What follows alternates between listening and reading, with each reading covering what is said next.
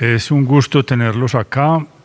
Muy importante su presencia esta tarde en este conversatorio tan interesante que vamos a tener esta tarde, liderado por nuestros dos invitados especiales y, por supuesto, nuestro moderador. Voy a empezar contándoles un poco quiénes son nuestros invitados. Empezamos por la doctora María Victoria Riaño. Es una de las autoras del libro que en buena medida vamos a tener el gusto de conocerlo esta tarde. Todos somos líderes. María Victoria es administradora de empresas de la Universidad Javeriana con especialización en alta gerencia de la Universidad de los Andes y un recorrido muy amplio por el mundo empresarial y financiero en el sector de hidrocarburos también durante más de 15 años. Tiene pues un recorrido en el mundo de los negocios empresarial, de juntas directivas, y ahora está muy dedicada al tema del liderazgo bajo este contexto de lo que llamamos el capitalismo consciente. Y ahí les presento también a Thomas Exmith, brasilero, ingeniero civil con un MBA y también con una trayectoria muy amplia en el mundo de los negocios, de la consultoría empresarial, con experiencia en más de 20 países, y ahora podríamos decir que es uno de los líderes de ese movimiento del capitalismo consciente en América Latina. Nos acompañó en nuestro primer congreso de capitalismo consciente que hicimos en el primer semestre, y es pues la verdad uno de los impulsores de estos temas en América Latina y en el mundo. Ha trabajado con Raj Sisodia, que es, digámoslo así, el padre de estas ideas sobre capitalismo consciente. Entonces es un gusto tenerlos a ustedes acá hoy en Medellín y en la Universidad EIA. Este conversatorio, pues, digamos que es parte fundamental de nuestros temas de las ciencias económicas, administrativas, pero sobre todo de los seres humanos, en un mundo que está reclamando a gritos liderazgos desde muchas perspectivas. Entonces, yo los invito a que aprovechemos esta tarde, este conversatorio, con preguntas importantes. Aprovechemos estas dos personas que han venido trabajando y aportando mucho al tema del liderazgo consciente, organizaciones conscientes, capitalismo consciente. Y también le quiero agradecer al profesor Carlos Sánchez, porque ha estado al frente y ha sido pues el motor para que este conversatorio se pudiera desarrollar hoy en nuestra universidad. Entonces, bienvenido nuevamente, mil gracias por estar con nosotros, y a ustedes también muchísimas gracias por su presencia esta tarde. Muchas gracias, Mauricio. Bueno, yo tengo aquí un listadito de preguntas y de pues para iniciar la conversación. La idea, como todos ustedes pues lo saben, en la citación y la convocatoria que hicimos, pues es conversar acerca del libro. Por una parte, entusiasmarse con las ideas que vienen planteadas allá en el libro, y pues hablar de temas de liderazgo en las organizaciones actualmente, pues en Medellín, ¿cierto? Y pues en Antioquia, y cómo se puede, a partir de las ideas y las experiencias de los dos expertos, pues implementar ello y ver que realmente, ¿cierto?, esto funciona, ¿cierto? Es posible. Muchas gracias igualmente a ustedes por estar hoy aquí y por haber tenido el espacio con nosotros. Quisiera empezar con algo. Igual vamos a tener unos micrófonos por allí disponibles, si alguien desea preguntar algo, 2 micrófonos para que podamos ir, ¿cierto? Y yo voy a iniciar con unas pues algunas ideas tentativas y de ahí podemos continuar, ¿cierto? Ustedes preguntando, pronto aquí también generando autoideas. Bueno, quisiéramos, pues, para llegar a tener un libro, ¿cierto? ¿Cómo fue ese primer contacto de ustedes? ¿Cómo se reconocieron como líderes en estos temas conscientes? ¿Cómo fue ello? ¿En qué lugar fue? Un poquito para que nos cuenten, para que finalmente lleguen a escribir un libro conjuntamente. Y creo que el libro fue preciso en pandemia, ¿cierto? Donde se cuajó más. Yo empiezo. Bueno, muchas gracias por estar aquí, por venirnos a escuchar y gracias, Carlos, por organizar esto, Mauricio, por tenernos acá. Bueno, espero no alargarme en todas las historias porque pasan muchas cosas en la vida, pero yo buscaba una manera diferente de liderar desde la presidencia de la empresa petrolera de Kion y bueno, me enfrentaba a querer un liderazgo más humano, pero me enfrentaba a que no, que hay que liderar más como el resultado, que así no es, que bueno. Me encontré con el movimiento Capitalismo Consciente, empecé a leer, dice, si ellos lo pueden hacer, yo también lo puedo hacer. Y así empieza toda una historia de contacto con el capitalismo consciente, lo que me llevó a Tomás. Tomás lleva mucho más tiempo trabajando en Capitalismo Consciente, ya lo van a oír hablar. Y nos conocimos tal vez en Bogotá la primera vez, inclusive con Alfredo Hoyos de Frisbee. Alfredo Frisbee fue un precursor de todo esto que nos trajo a todos. El libro está dedicado a Alfredo, porque los dos lo conocimos y a través de Alfredo y de Inspira nos conocimos. Luego nos encontramos en el CEO Summit de Capitalismo Consciente en el 2019, donde yo, a raíz de la historia que hemos vivido en la compañía en Equion, dije, esta historia hay que contarla, esta historia tiene que salir de estas puertas de Colombia, y qué más que pedir que fuera speaker en el CEO Summit de Capitalismo Consciente en Estados Unidos. Me inscribí, no me contestaron, sí, tal vez, no sé qué, y a 15 días antes de la conferencia me dijeron, eres speaker, y yo, wow, la primera compañía latinoamericana mujer presentando en el CEO Summit, fue una cosa absolutamente maravillosa.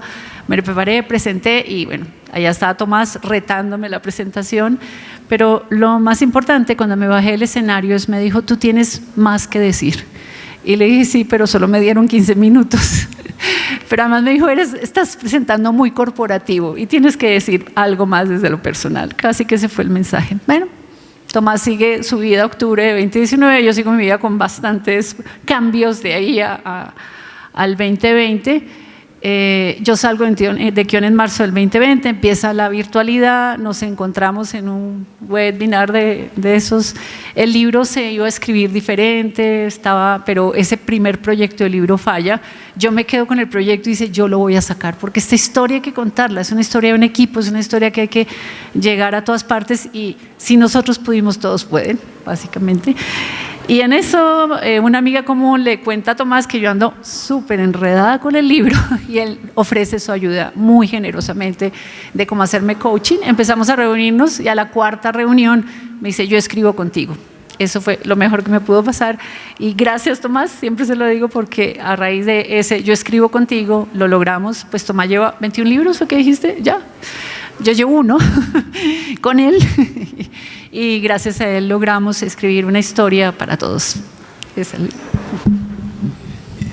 Yo creo que cuando María Victoria presentó eso en el CEO Summit de Capitalismo Consciente en Estados Unidos, donde básicamente nunca un latino ha presentado algo y presentó la historia, yo conocí un poco, ahora conozco más y cada día que hablamos, que presentamos el libro, reconozco que hay más historias detrás del libro, hay más cosas y ya hay un plan en mi cabeza para cosechar las otras historias que no están en el libro y ofrecer al mundo, porque hay una cantidad 10 años de historia de una empresa no se pueden resumir en 280 páginas o en un conversatorio acá.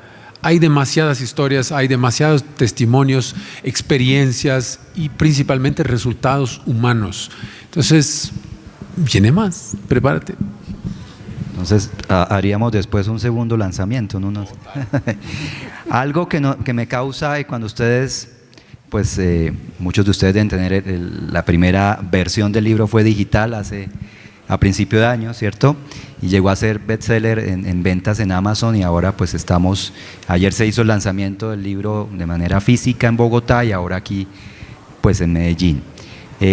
Algo que me causó curiosidad al inicio de un libro es como esa transparencia tuya, María Victoria, de comentar tu vida personal. No sé, eso llevado a la parte de liderazgo.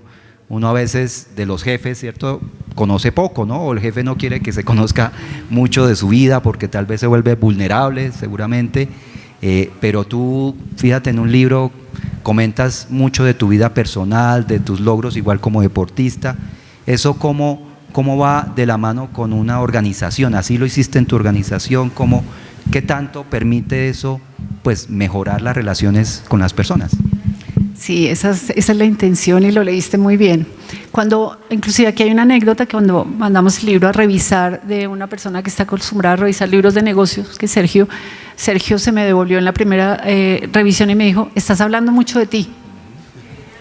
Y yo, esa es la intención y esa parte se queda.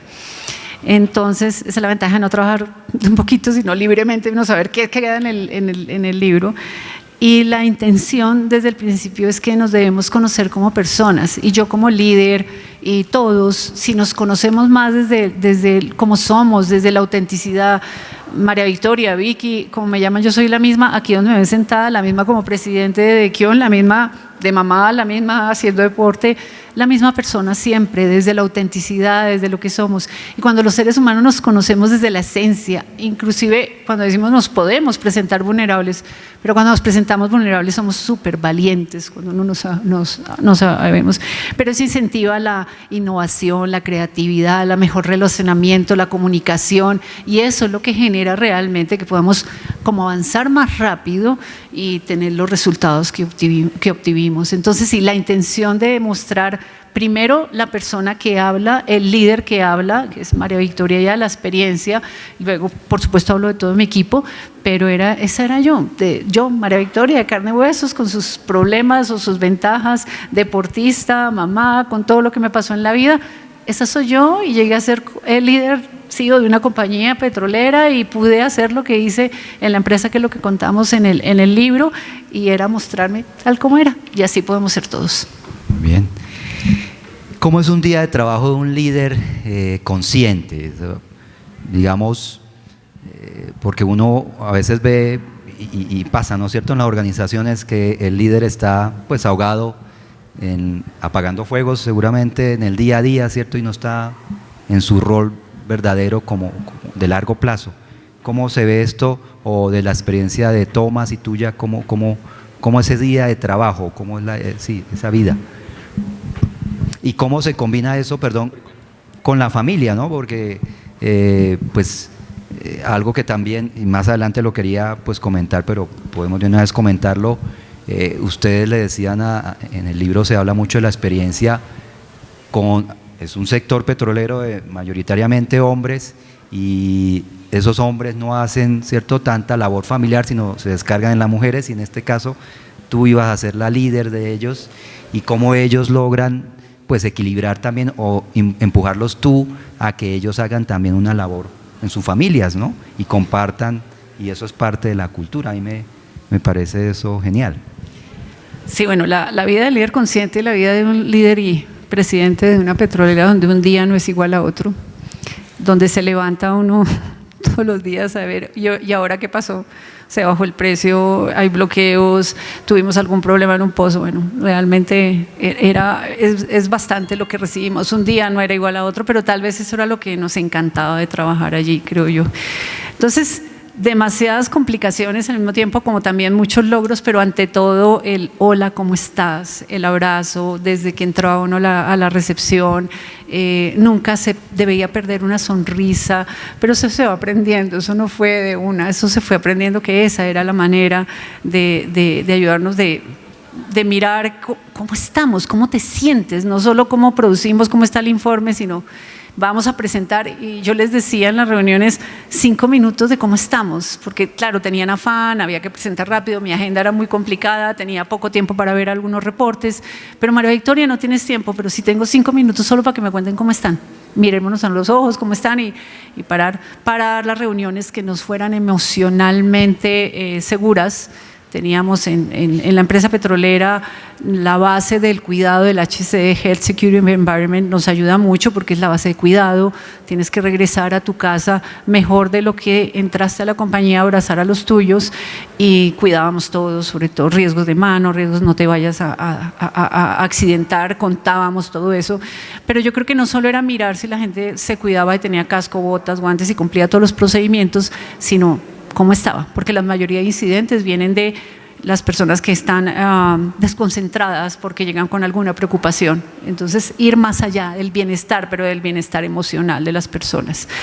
Y ser consciente de eso, de lo que uno entra como líder a la compañía. Yo me demoraba aproximadamente 20 minutos de la puerta de la compañía a mi oficina, y eso ya estaba plenamente calculado, a veces un poco más.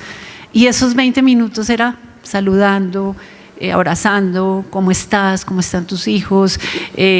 Hasta que llegaba a la oficina y a enfrentarme a la reunión para mirar cualquiera de los retos que tuviéramos. Conciencia de que si sonríes, los demás sonrías. Conscientes que a veces llegaba yo, pasaron muchas anécdotas, pero llega uno como, algo le pasó y entonces pasó algo, está brava, está seria. Y yo aprendí de eso, de que si en vez de incomodarme, sabía que podía inspirar de alguna manera cada día a cada persona con una sonrisa, con un hola, ¿cómo está? Soy malísima para los nombres, pero a veces los aprendía o aprendía su familia y saber cómo estaban. Yo creo que eso lo aprendí de un gran líder y lo fui copiando en mi liderazgo, y ese es el día a día nuestro, saber que no solo estamos ahí para exigir resultados, sino saber que estamos ahí para cuidar a la gente, a las familias, a los que nos rodean, porque cualquier cosa que hagamos en un día, un mal día, en un relacionamiento del trabajo, llega a las casas, llega a los niños, llega a las familias, y en la noche de esa familia no es buena porque la persona que llegó, ella o él, pues no llegaron bien porque algo pasó en el trabajo. Esa conciencia del impacto que generas, no solo en los que trabajan directamente, en tus proveedores, en tus contratistas, en las comunidades. Cada decisión no solo tiene un impacto económico, sino un impacto en la persona, en el ser humano, en las relaciones que tenemos. Y hablando de equidad, por supuesto, las empresas petroleras, generalmente hay más energía masculina, como digo yo, el porcentaje 70-30 es como lo que uno logra en términos de números, pero por supuesto mucha energía masculina. Y algo la anécdota que yo cuento, que pronto leíste, es que llegaba uno a la oficina, yo siempre pues corría mucho como mamá para estar en las entregas de notas de mis hijos, en los pediatras, en lo que fuera. Yo realmente estar presente en la vida de mis hijos era muy importante en mi agenda. Y quería que ellos lo hicieran igual, mis compañeros de trabajo. Pero generalmente me contestaban, mi señora lo hace. A mí el tema de mi señora lo hace, pues no estaba bien, que llegó hasta arriba, y yo les decía, es imposible que tu señor hubiera hecho el hijo sola, eso no es posible en la vida, esa ciencia no se la han inventado, tienes que estar más presente en la vida. Y la anécdota que como que rebosa todo esto y empieza un tema de cuidado a partir del hombre, es el tema de que teníamos la entrega de notas en el colegio de mi hija. Yo siempre luchaba por estar a las 7 de la mañana, la primer padres de familia que recibían el informe para llegar a trabajar muy temprano. Y un compañero mío de trabajo tenía la hija en el mismo curso y te entregan el listado, y él tenía su cita a las 11 de la mañana, pero a las 11 de la mañana tenía cita conmigo. Cuando él entra a la oficina, le digo, ¿qué haces aquí? Me dice, tengo cita contigo, la presidenta de la compañía. Y le dije, yo me niego a pensar que soy más importante que tu hija, totalmente me niego. Según este papel, tú tienes cita a las 11 de la mañana para recibir el reporte de tu hija. No, mi señora lo hace. Mi señora lo hace. Tu señora te está esperando para que vayas y recojas el reporte de tu hija. Por supuesto, nosotros éramos amigas, mamás del colegio. Ya había hablado con ella para que lo esperara. Y vete, que te están esperando, y espero que jamás vuelvas a faltar una entrega de notas de tu hija. Ya sabes que estoy ahí vigilando porque estamos en el mismo curso.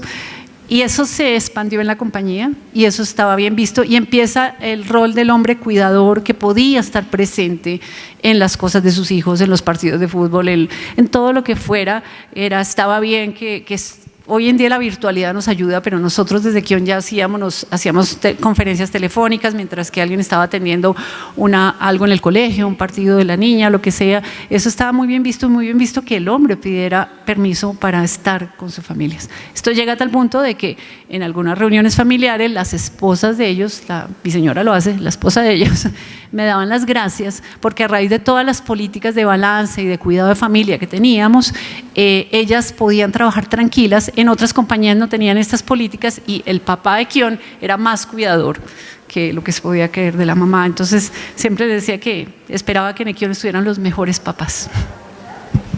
Genial. Sí, interesante, Carlos, ¿cuál es el día a día de un líder consciente, ¿no?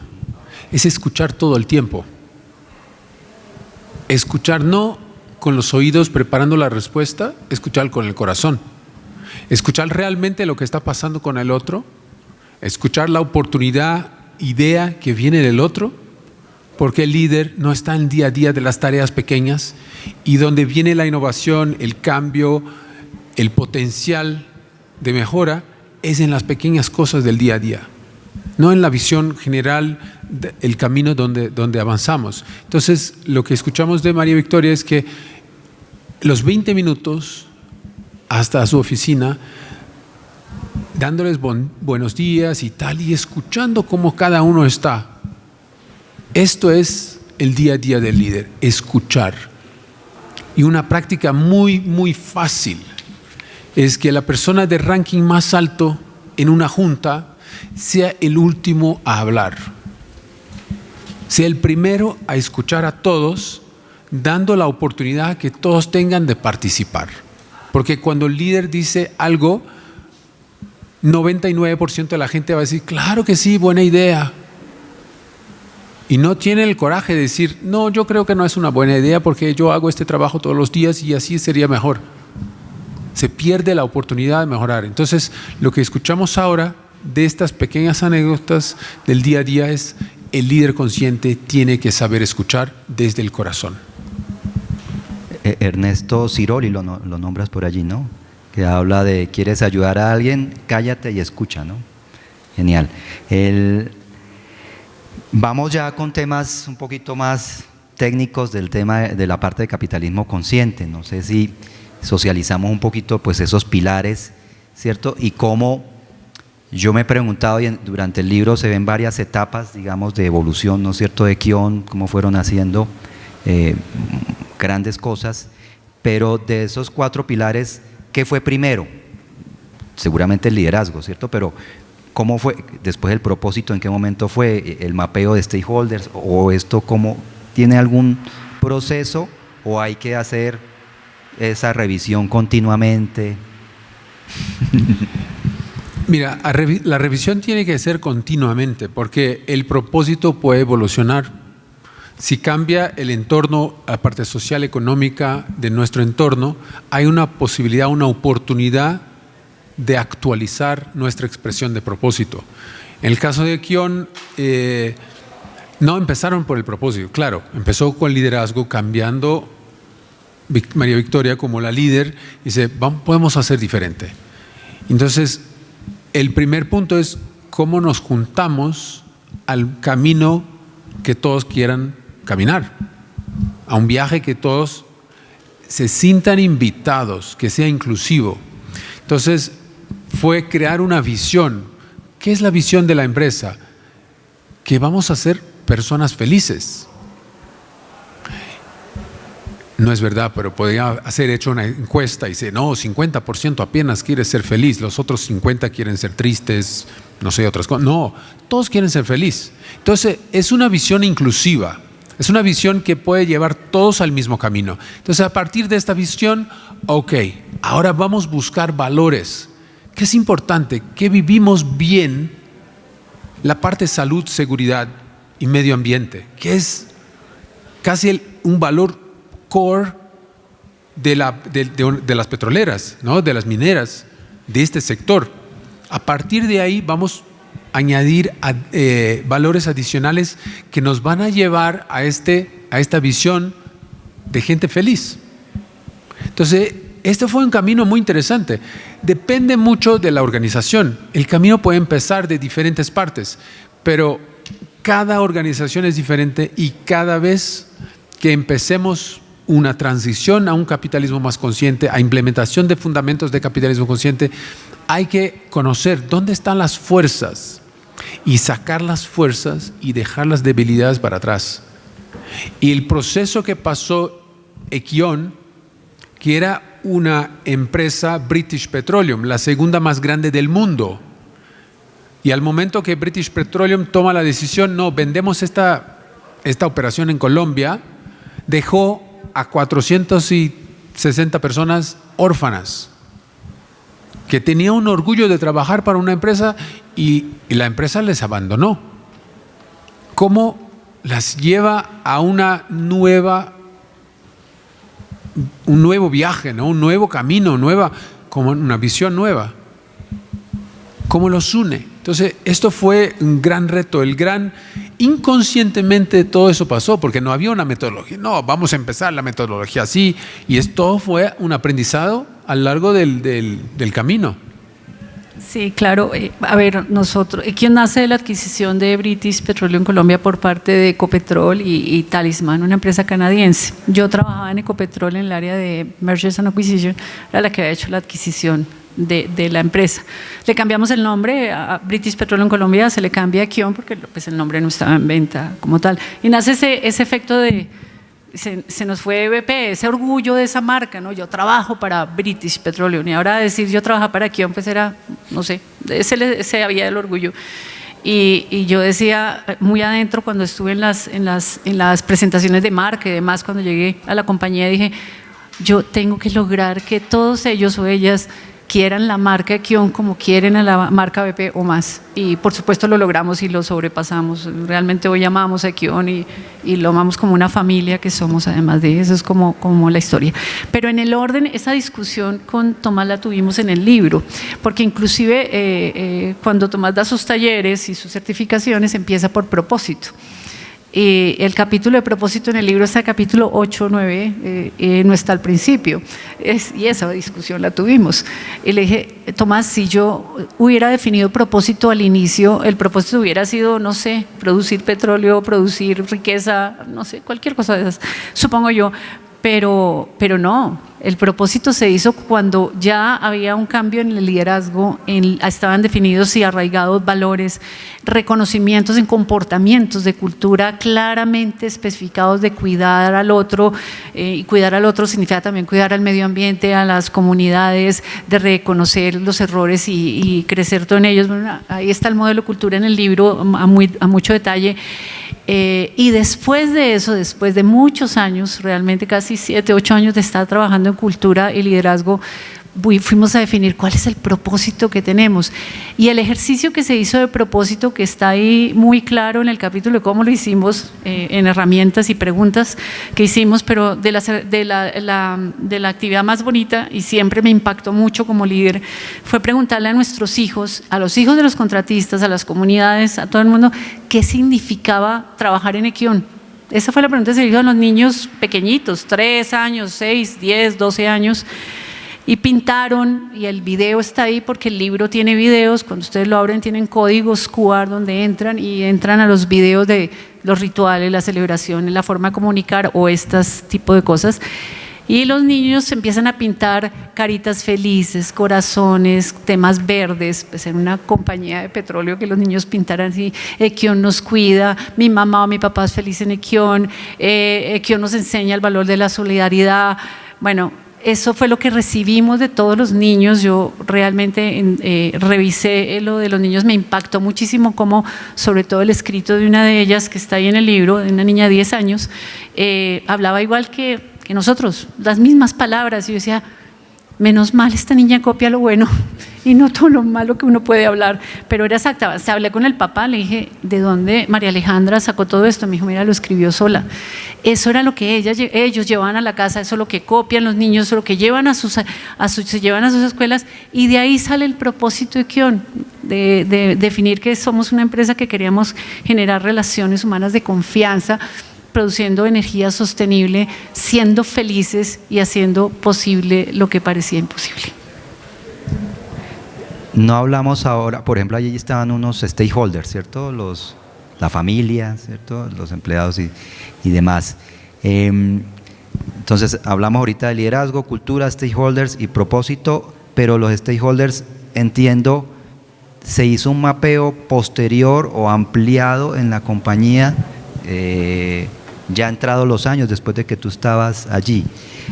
Como dice Tomás, yo creo que todas estas definiciones siempre hay que revisarlas cuando te cambia el entorno, revisarlas cuando te cambian las situaciones, no sé, hay que revisarlas. Así pasó con los stakeholders igual, y en la medida que también yo fui aprendiendo y relacionándome más con el movimiento de capitalismo consciente, y iba a las presentaciones y veía que una empresa puso la familia como stakeholder, yo, por supuesto, hay que poner la familia como stakeholder, y yo trabajaba mucho en familia, pero no había tomado la decisión de meterla como un stakeholder, y cuando fui a una reunión de estas de capitalismo consciente y vi que una empresa lo hacía, llegué a la empresa y dije, la familia es un stakeholder, y eso además creció mucho más el trabajo. El medio ambiente es un stakeholder más, también lo declaramos.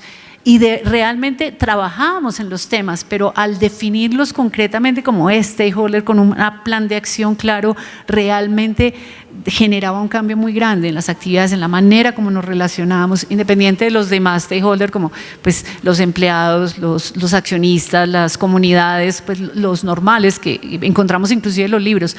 Todavía no he encontrado, no sé si lo conoces, lo encontré en una presentación de capitalismo consciente, pero no veo un libro que me diga que la familia es un stakeholder, no sé si tú lo hayas visto, pero por ahora no lo encuentro. El primer libro que dice eso es el nuestro, todos somos líderes, y les digo que funciona muy bien. Yo todavía lo digo en las conferencias, y estoy en juntas directivas ahora, y entonces en las juntas pues se definen los modelos y yo pongo la familia. La última junta que puso la familia, empleados y familia, y yo, ¿por qué no me ponen la familia sola?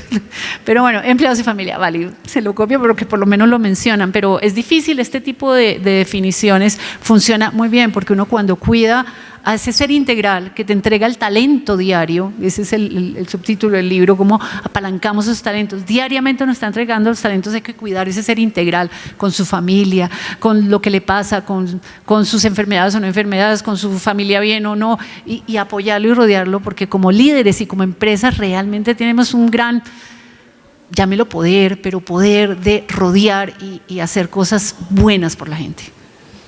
Hay varias estadísticas en el libro, ¿no? Muchas, creo que comentadas por ti, ¿no, Tomás? Una de ellas precisamente dice, el 70% de los empleados de las empresas no tiene compromiso o está activamente desconectado con su trabajo. Tiene que ver con esto que conversamos, y seguramente por eso las empresas pues llegan a un punto en que uno ve que no hay como ese quiebre, ¿no es cierto? Ese crecimiento, no sé, dentro de la experiencia de ustedes, esta estadística del 70% activamente desconectados de su trabajo, y posiblemente esta gente hace boicot más bien a su compañía, ¿no es cierto? Totalmente. Eso, si imaginamos un barco con 10 remadores, ¿no? 3 ponen fuerza y 7 o reman al revés o apenas pasan el remo por arriba del agua. Imagínate si te alcanza a convencer, a incluir que uno más se comprometa al trabajo, el cambio que puede hacer.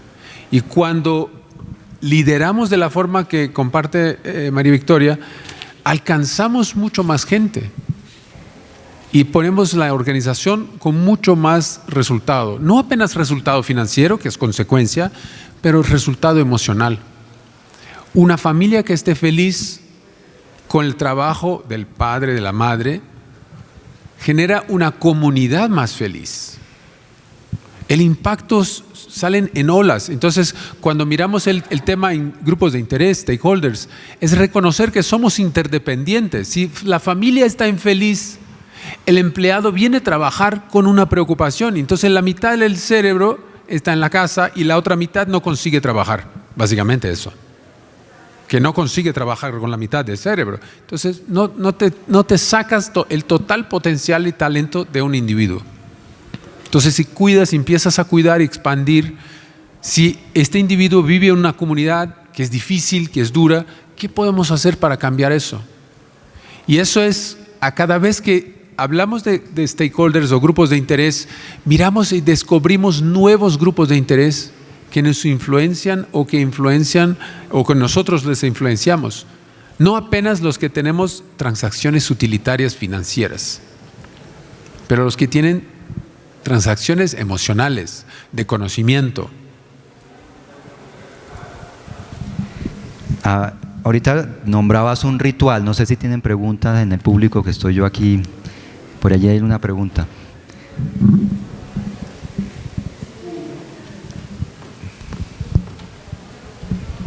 Sí, más que una pregunta, con la reflexión de que la familia es un stakeholder, me surge la inquietud, ¿será que el ser humano, el verdadero ser, es el stakeholder más importante, distinto a la personalidad que representa? Digamos que hoy en día ya se habla de algunos adjetivos y características de los sistemas. Hoy no se habla de minería, se habla de minería responsable, se habla de construcción sostenible, ahora se habla de capitalismo consciente, adjetivos que sin él no tendrían ninguna razón de ser. Pero cuando hablamos de capitalismo consciente, eso digamos que involucra muchísimas cosas, mucho más que la HSE, porque es que la conciencia es un proceso absolutamente individual y yo no puedo influir en el nivel de conciencia de otro, cuando lo hago se me devuelve. Entonces, ¿cómo construir realmente una empresa consciente, un liderazgo consciente, un capitalismo consciente, si el nivel de conciencia de cada ser humano es distinto, complejo y en un proceso completamente individual?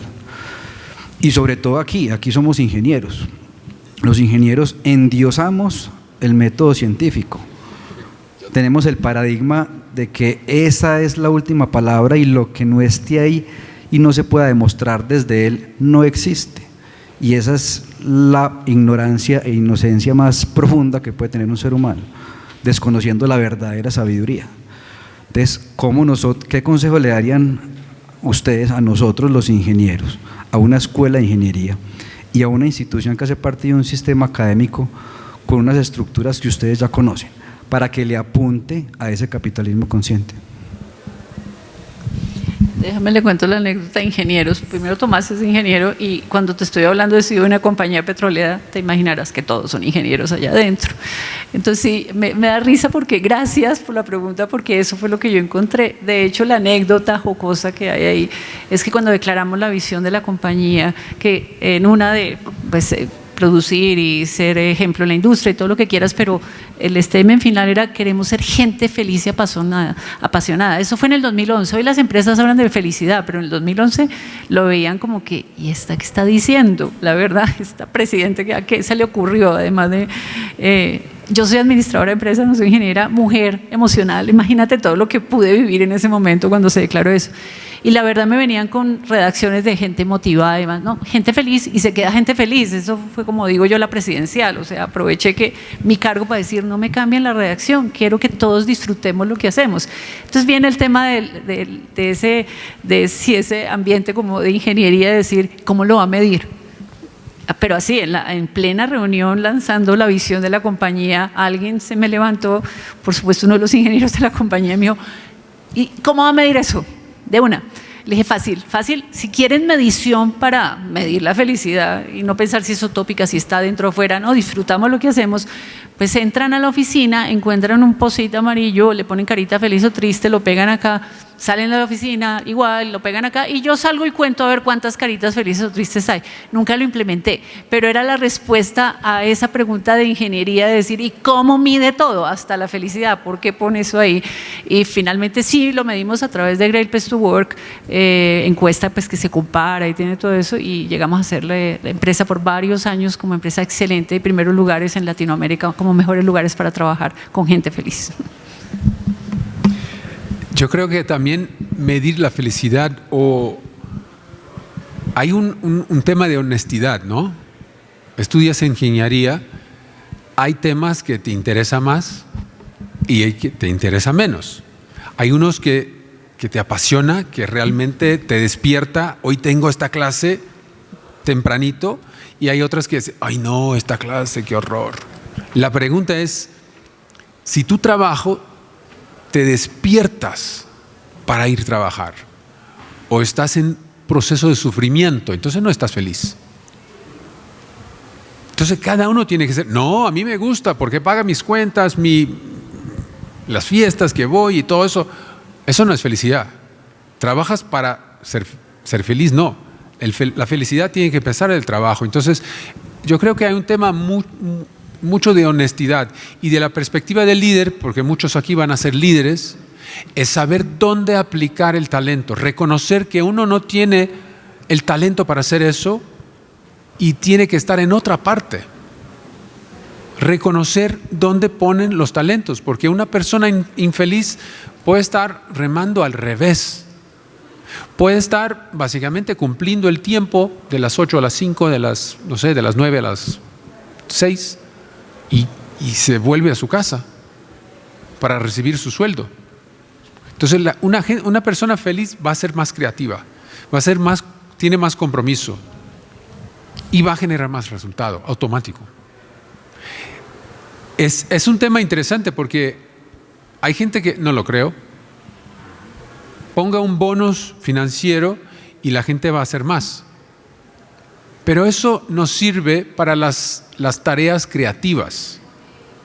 Eso sirve para las tareas repetitivas, que si trabajas más, ganas más.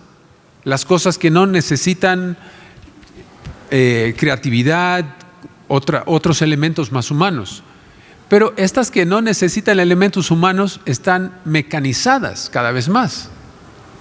Entonces cada vez más tenemos que salir de las relaciones de darle más dinero a cambio de más resultado, porque el resultado más grande viene a partir de la innovación humana, no de la innovación mecánica.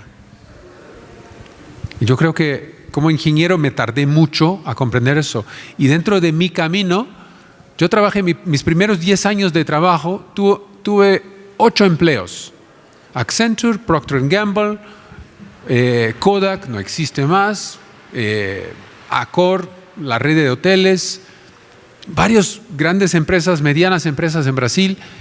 Y siempre cuando salía de una a la siguiente, esto nunca más lo quiero trabajar así, nunca más quiero un ambiente así, nunca más. Tenía una lista de los nunca más y no una lista de lo que me gustaba. Y siempre salía el próximo trabajo, siempre, buscando. Lo que más quedé fue Procter & Gamble 2 años. Y los otros empleos, 1 año. No, ya no me gusta eso. No me gusta este tipo de jefe. No me gusta este tipo de grupo. No me gusta. Entonces, eso es el gran reto. Estamos saliendo de la universidad. Lo que tenemos es conocernos a nosotros mismos para saber dónde nuestro talento tiene el máximo potencial. ¿Dónde podemos ayudar al próximo para que nos ayude a crecer? Ya no sirve salir uno ganando mucho dinero solo, eso es progreso. Necesitamos prosperidad, avanzar juntos. Y para eso necesitamos conocer cada uno a sí mismo, reconocer sus talentos y no reconocerlo. Eso no me gusta, voy a otra parte. Reconocer debilidades, fortalezas y a partir de ahí trabajar en las cosas que nos despierta la pasión. Eso en el yo, por supuesto, hay que empezar por nosotros mismos. Cuando tú hablas de la conciencia, realmente ser consciente del impacto que genero, el talento que tengo, el yo primero, como lo dice Tomás, en la empresa con el modelo de cultura. Cuando hablamos de cultura y modelos de liderazgo, a veces como yo sentía que las empresas hablaban de cultura como si la cultura estuviera en los ladrillos, en no sé dónde, pero la cultura no es sino que el comportamiento del grupo de personas. Cuando uno llega a un sitio, inclusive los países o casas en cierta energía, inclusive alguien me preguntaba, ahora me acuerdo de que nosotros teníamos un comportamiento en términos de, puede ser de HC y demás, pero los mismos contratistas no iban y trabajaban en una empresa, no era lo mismo, era como si tú llegaras al aeropuerto El Dorado o al aeropuerto de Houston y te comportaras diferente, porque la cultura del aeropuerto de Houston, llegar a Estados Unidos o el aeropuerto del Dorado es diferente y tú como ser te comportas de acuerdo a cómo está esa cultura que llegas. Es claro el comportamiento inclusive de nosotros como colombianos moviéndonos entre aeropuertos. En las empresas pasa lo mismo, tienes que definir cuáles son los valores y los comportamientos que premias, que reconoces y cuáles son los comportamientos que no dejas pasar. Definitivamente. Y cuando empiezas a vivir esos comportamientos, a reconocerlos, a premiarlos, a hacerlos ejemplarizantes, mucha capacitación. Entonces, a veces hablamos de habilidades blandas. Y yo, cada vez que me invitan a hablar en conferencia, venga a hablar de habilidades blandas, habilidades poderosas. Cuando tú realmente como ser humano te preparas con tus talentos, te mejoras cada día. Yo debo hacer una mejor María Victoria cada día, pero con María Victoria. Yo por las noches no llego a mi casa a decir cómo soy mejor que Tomás mañana. No, yo cómo soy mejor, qué hice hoy, cómo charla hice, cómo hablé, las preguntas, qué preguntas me hicieron y cómo puedo mejorar mi próxima charla María Victoria. Entonces empieza por esos comportamientos como cultura, premiarlos, reconocerlos, hacerlos y vas creciendo en la cultura, capacitación de él. Y ahí vas hacia los terceros, hacia otros, hacia mirar cómo ese grupo ya con un comportamiento claro, definido, define un propósito y ahí es como se genera ese negocio consciente que va de la coherencia del comportamiento del ser, de la coherencia del comportamiento dentro de la empresa, que son los comportamientos que nos describen a nosotros, qué es ser un personaje Kion, ahí lo encuentran en el libro, y cómo nos comportamos entre terceros con coherencia. Y viene el tema de la comunicación, qué es lo que decimos, qué declaramos y cómo lo cumplimos. Porque hay veces que se lanzan propósitos en las compañías o statement, declaraciones, y va uno a ver y está, que declara que es responsable de alguna manera y por detrás mire lo que hace. Aquí hay que hacer coherencia y ahí se va creando el negocio consciente, que es consciente del impacto que genera en la sociedad, no solo de su impacto financiero, sino el impacto general que genera en la sociedad. Y vamos migrando hacia capitalismo consciente, donde ojalá todas las empresas fuéramos negocios conscientes para que generáramos desarrollo, generáramos por supuesto riqueza, pero también nos preocupáramos por el ser humano, por el medio ambiente y estuviéramos dando prosperidad, no solo en términos de números económicos, financieros, que a veces como nos ranquean a las empresas, sino ojalá tuviéramos indicadores de bienestar a la sociedad. Gracias. ¿Alguna otra pregunta por allí? O bueno, aquí precisamente en tono a lo que tú decías, hay un programa, o no sé si todavía está en Kion, El protagonista eres tú, con Lee Hesh Harrison. Y trataban en el programa Entiendo, y viene allí en el libro, de alinear el propósito individual, ¿cierto?, de cada persona con el de la compañía, ¿cierto? Es un tema de cultura, pero no es para todo el mundo, ¿no? Muchas veces uno pues dice lo que Tomás decía, esto no es para mí, me voy a otro lugar, ¿cierto? Pero cómo lograr eso, ¿cierto?, en medio pues de un sector como tal, ¿no? Y de pronto muchas otras empresas. Yo creo que es casi un proceso de selección natural. Hay unos que van a salir naturalmente, eso están locos, ¿no? Que están todos meditando, los ingenieros de perforación en el piso meditando, están locos, eso no es para mí. Unos van a salir, otros van a hacer chismes y cosas malas, hablar cosas malas. Esto lo tenemos que sacar, porque si lo dejamos, es como un cáncer, porque si el líder permite que eso pase, eso es inaceptable, hay que sacarlo. Llamarle, darle una tarjeta amarilla como el fútbol, ¿no? La siguiente es roja, chao. Hay que darle una oportunidad, mira, aquí es serio, ese es nuestro camino. Si no quieres, hay otros. Entonces, eso es muy importante. Entonces, hay unos que naturalmente dicen, eso no es para mí. Y hay otros que van a insistir a causar problemas y esos tenemos que llamar la atención, porque el líder que no llama la atención de estos está dando un mensaje muy claro. Sí, lo pueden hacer. Pueden reírse de mis propuestas. O sea, no, eso es serio. Eso no es un juego, eso no es un chisme, no, eso es serio. Entonces, hay que tener muy claro para que eso avance en dirección de la visión, en dirección de una cultura, en dirección de un propósito. Y eso significa que hay personas que dicen, o no están conscientes suficiente, como mencionaras, están en otra etapa de su vida Y hay otros que realmente no, mi propósito personal no cuadra con este propósito. Los dos propósitos pueden ser los mejores del mundo, pero en direcciones opuestas o diferentes. Entonces mejor que voy a buscar donde mi propósito haga mejor contribución al propósito del colectivo. Hay varios temas que se unen ahí en lo que te dices del propósito individual, pero muchas veces ahora que doy algunos talleres sobre yo soy sostenible, el propósito individual, trabajando mucho desde el yo. Me encanta que primero nos reconozcamos como ese yo y después hacemos maravillas, pero el preguntarle a las personas cuál es tu propósito, ven, definimos tu propósito, las pone incómodas, es incómodo. Páginas adelante de lo que leíste ahí está el tema de los sueños, que hay una foto con muchos posits.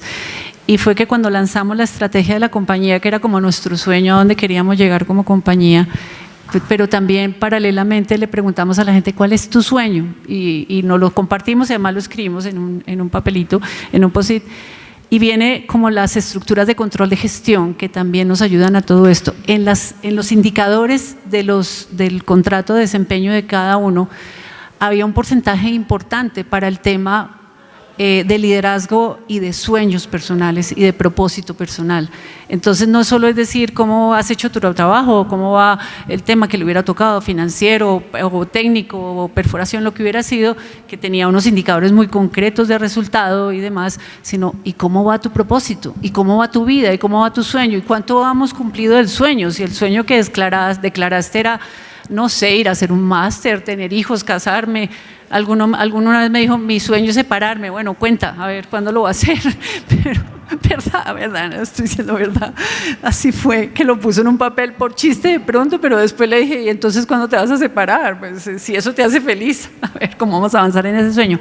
Pero era medir, o sea, hablar o tener las conversaciones con la gente para llevar a que yo puedo tener un propósito. Y un propósito que se pueda alinear, ojalá, con la compañía. Y si no me alineo, pueda sentirme incómodo, no voy a producir lo mismo. Claramente no, porque llego incómodo todos los días. Afortunadamente yo creo que aquí nos alineamos y se producían cosas maravillosas, y un puntico adicional a todo esto es la innovación y la creatividad. Cuando tú trabajas en esos ambientes donde el ser puede ser vulnerable, mostrarse como es, gracias por dejarnos ser, hay un capítulo en el libro, las personas, la creatividad y la innovación es una cosa impresionante. Nosotros nos ganamos un premio de innovación. Y yo me acuerdo que a mi vicepresidente de gestión humana le dije, ¿y qué hicimos para ganarnos ese premio? Me dijo, la cultura. La gente contestó una encuesta, la de Great Place to Work, en términos de innovación, y el tema de dejarlos ser, dejarlos crear de innovación puntuó súper alto versus otras empresas. Y nos dimos cuenta, en ese momento fuimos conscientes de que nuestra cultura abierta de respetar al ser nos llevaba a grandes niveles de innovación y creatividad, y ahí venían temas de proyectos de ahorro de costos, de innovación tecnológica. Mira, era una creatividad, realmente ese equipo, mi equipo, todos los días me sorprendía de los resultados que daba. En el tablero balanceado de gestión, o sea, en los indicadores de la compañía, eso fue otro reto. Porque claro, cuando tú vas a junta directiva, pues el porcentaje, cuando le das pesos a los indicadores, al tema de utilidades, evita, producción, bueno, etcétera. Y abajo tienes el tema de sostenibilidad y la gente, ¿no? Entonces, generalmente en una junta, arriba 25% el indicador, 20 no sé qué, y abajo 5%. Algo así te pasa cuando vas a una junta. Algo que logramos nosotros en conversaciones con nuestra junta es que todos los indicadores tuvieran el mismo peso para pasar el mensaje que tuviéramos que pasar. Si yo pasaba el mensaje que el 25% era la utilidad y el 5% el tema gente, ¿cuál era el mensaje que estábamos pasando? Finalmente logramos que todos los indicadores tuvieran el mismo peso. Si este iba a valer 10, gente valía 10, sostenibilidad también igual en el peso. Y ese es el mensaje que pasas, qué tan importante eres tú, qué tan importante es la sostenibilidad para la compañía. Todavía encontramos en empresas que cuando llegamos en el sistema de control de gestión, los indicadores de plata, de producción, de rentabilidad son mucho más altos que los indicadores de avance en modelos de sostenibilidad de gente. Precisamente. Carlos, deja una tarea para cada uno que está acá. ¿Cuál es tu sueño? ¿Qué quieres cumplir para que si mañana te pasa un accidente y te vas, cumplir lo que querías hacer? ¿Cuál es tu sueño?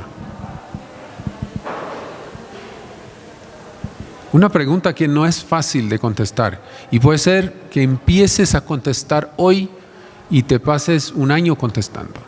Ese es un ejercicio muy interesante. Y la otra cosa, cuando otra vez hablamos, ¿cómo convencemos a los ingenieros? La única manera de desarrollar conciencia es a través de educación, porque aprendes más, comprendes más cosas y expandes tu conciencia. Porque si no desarrollas, no aprendes nada nuevo, tu conciencia sigue del mismo tamaño. Lo único que expande conciencia es la educación.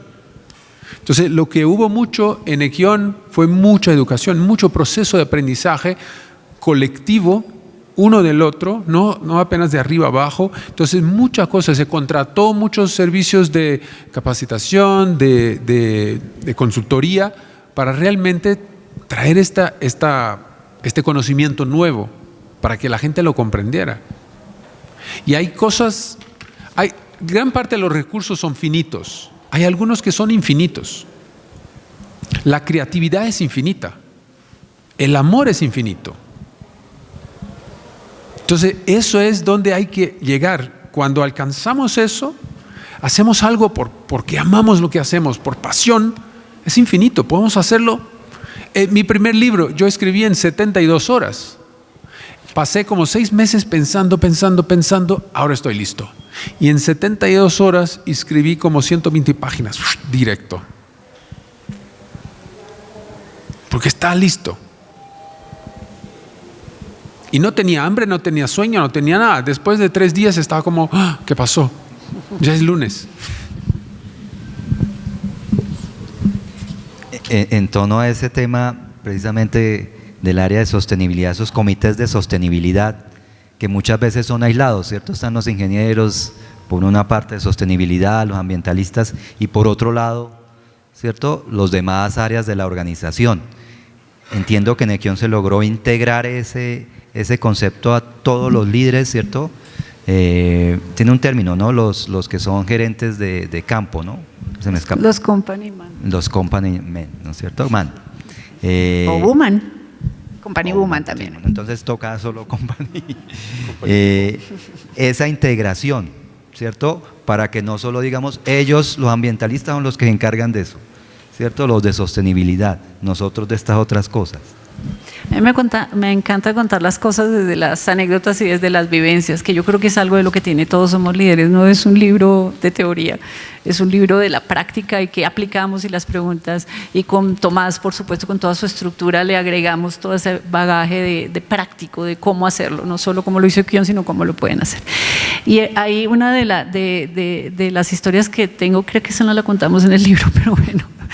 Una de las historias es que efectivamente cuando tú llegas a las estructuras de la compañía están son los desarrolladores de proyectos con sus programas y sus procedimientos, los de perforación y sostenibilidad y recursos humanos, por decirlo así cortico. Cada uno con sus procedimientos de cómo desarrollar proyectos, los pasos para hacer y demás en forma independiente. Resulta que el proyecto no se puede desarrollar o el pozo no se puede perforar si no hemos podido socializar con las comunidades de los proyectos y haber trabajado de esa manera. Pero resulta que estos proyectos no se pueden realizar si en términos de recursos humanos, que se le cambió a gestión humana, no me gusta el término recurso humano porque es como recursos, no, gestión de talento, no tenemos las competencias y hemos preparado a la gente para los retos. Entonces, ¿cómo podían trabajar en forma independiente? Pero en Equión entonces estábamos en los pozos de perforación, el jefe del pozo se llama company man o company woman si es mujer y es el que maneja todo desde el tema técnico. Yo me acuerdo que el company man me decía, yo estoy encargado del pozo. Y lo cual de forma jocosa para decirle yo, tú estás solo encargado del hueco, lo cual les dolía mucho, ¿no? Porque es pozo, pero el pozo es un hueco, finalmente. Entonces, el tema era, estás solo encargado del hueco, ¿y quién hace el pozo? No, tengo que estar pendiente del taladro y cuánto perfora por hora y por no sé qué y por minuto y demás. ¿Quién hace eso? La gente. ¿Y cuándo hablas con la gente? Un pozo nuestro podía tener una más o menos unos 80 o 120 trabajadores entre todos los niveles que habían y turnos, además de… ¿Y cuándo hablas con ellos? Mi versión es cuando te tomas tintico con ellos. Pero por el otro lado, teníamos problemas con las comunidades de las zonas, que si dábamos el trabajo en la zona, si había temas ambientales de control y demás. Entonces había cualquier problema social de comunidades, llamen al social. y social llegaba a la puerta del pozo que estaba en la malla y no lo dejaban entrar porque no tenía permiso por el company man de entrar. Y entonces manden al que tenía el problema a hablar con el social en la malla. Esto es verídico, lo que les estoy diciendo. Y salía a hablar con el social en la malla. ¿Qué cambia? De ese esquema que les estoy diciendo, dentro de los procedimientos de cada uno, proyectos, perforación, se unieron todos estos. Para hacer proyectos hay un paso que dice que involucre a los que están acá, o sea, a social y a ambiental y a gestión humana, donde entran los proyectos de socialización, cómo entran, cómo participamos. Entonces los comités técnicos de ver cómo desarrollábamos los proyectos involucraba a la gente del área de sostenibilidad social, porque ellos tenían que estar preparados mucho más antes para poder llegar a la región, hablarle a la gente, decir, hey, la empresa va a llegar, vamos a llegar, y poder estudiar a dónde íbamos a llegar y preparar los roles de la gente de la comunidad para que pudiéramos contratarlo como mano de obra local. Por supuesto, tenían que llegar bastante antes que lo que llegaban los técnicos de proyectos o perforación. Logramos que estos comités, que eran solo técnicos, se tuviera en cuenta la palabra del social, de los de sostenibilidad de la gente, y trabajar en conjunto con un plan claro, y los procedimientos se ajustaron. Pasos concretos: 1, hablarse entre áreas, preparar a la gente, capacitarla, no sé qué. Antes los procedimientos solo llevaban cómo hacer un pozo, a veces perforar la máquina, contratar, no sé qué, o proyectos, y no involucraban todos los temas. Se logró trabajar en conjunto, jamás volvió a decirse el social no puede entrar a la malla, jamás volvió a decirse que fueran a hablar solo de eso, sino el company man asumió también ese relacionamiento, ese, como decía yo, tómate el tintico, conoce a tu gente, cuida a tu gente, gánate el corazón de tu gente. Eso es interesante porque normalmente hablamos de grupos de interés, stakeholders, interdependencia hacia afuera de la empresa. Ese es un gran ejemplo que tenemos que mirar, la interdependencia interna, no trabajando en silos. Es como una carrera de Fórmula 1. Los que asisten Fórmula 1, uno cambia la llanta de adelante de la derecha, y si la de atrás a la izquierda no termina, el carro no sale, no avanza. Entonces hay que trabajar junto, pero la especialización tan fuerte permite que cambien las llantas, 4 llantas de un carro en 2 segundos. Pero cuando falla, pierde la carrera. Entonces eso es interdependencia. Todos dependen uno del otro, externamente como negocio, internamente como organización, para alcanzar el performance máximo de estos talentos. ¿Alguna otra pregunta del público por allí? Miguel.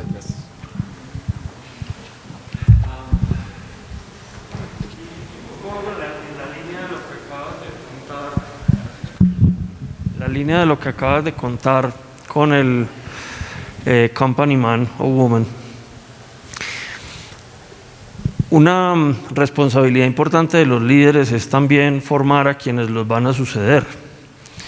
Entonces, pues me gustaría que nos hablaran un poquito de cómo empezar a construir ese nuevo o ese relevo de liderazgo para mantener, digamos, muy sólidos los principios filosóficos del liderazgo consciente. Bueno, empieza, cuando tú te defines todos estos modelos, además empiezas desde el modelo de selección de personal a tener en cuenta esto.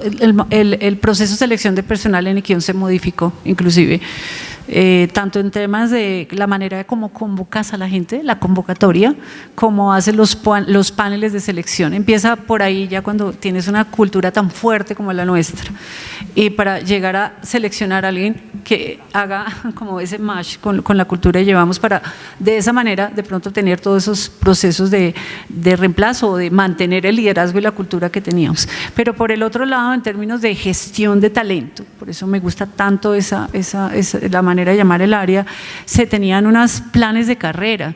Y de verdad hacíamos un trabajo muy juicioso, preguntarle qué quieres a la gente, para dónde quieres ir, o sea, para dónde vas, de 3, 5, 10 años en tu vida, dónde quieres estar.